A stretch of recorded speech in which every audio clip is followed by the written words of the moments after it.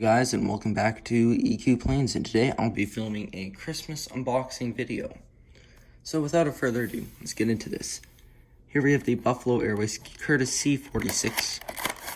Now, for those of you who aren't familiar with Ice Pilots or any of the other series where Buffalo Airways features predominantly, Buffalo Airways is a cargo operator in the north of Canada who are famous for operating warbirds like the DC-3 and Curtiss C-46, along with other older turboprop planes like the Lockheed Electra.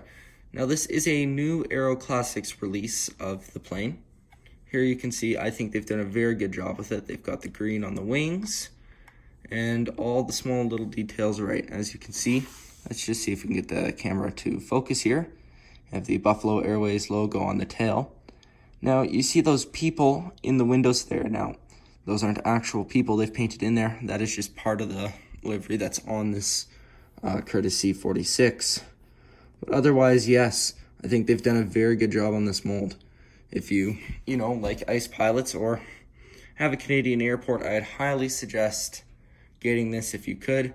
And I'm very glad to have received this as a gift. Anyways, let's move on to the next one.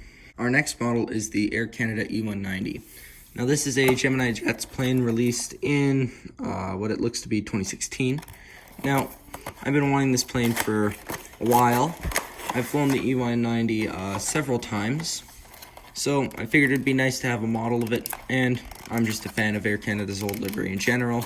So, yes, this is also my first E190 model. I do have the E175, but not the E190. Now, here's the plane. Sorry, let's just move that out of the way. And there we go. Now, I think Gemini Jets has done a really good job of the colors on this model. The detail is fairly good. You can see on the bottom here. Let's, once again, if I can get the camera to focus.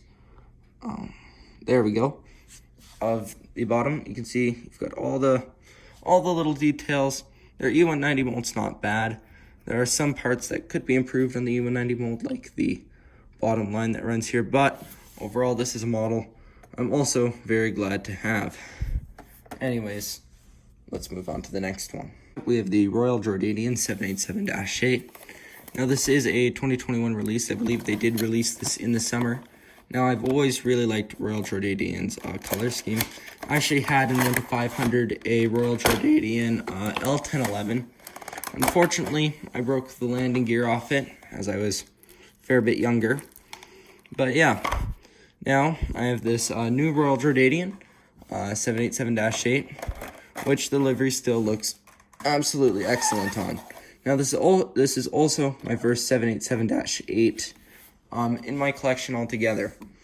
Now, I don't know what it is about me, but I seem to be a sucker for the gray base color paint schemes. I really like American Airlines' new colors and National Airlines' colors as well. Also a big fan of Aeroflots. So this just adds to my collection of color schemes that I really like. And on the plus side, I believe this flies to Montreal. So Montreal Airport updates in the future with this, I'm fairly sure are going to happen. Anyways, let's move on to the next model. Next up, we have the Virgin Atlantic Boeing 787-9. Now, although I don't believe Virgin Atlantic flies to Canada, this is a paint scheme I really do like. And yeah, so without further ado, let's get into this.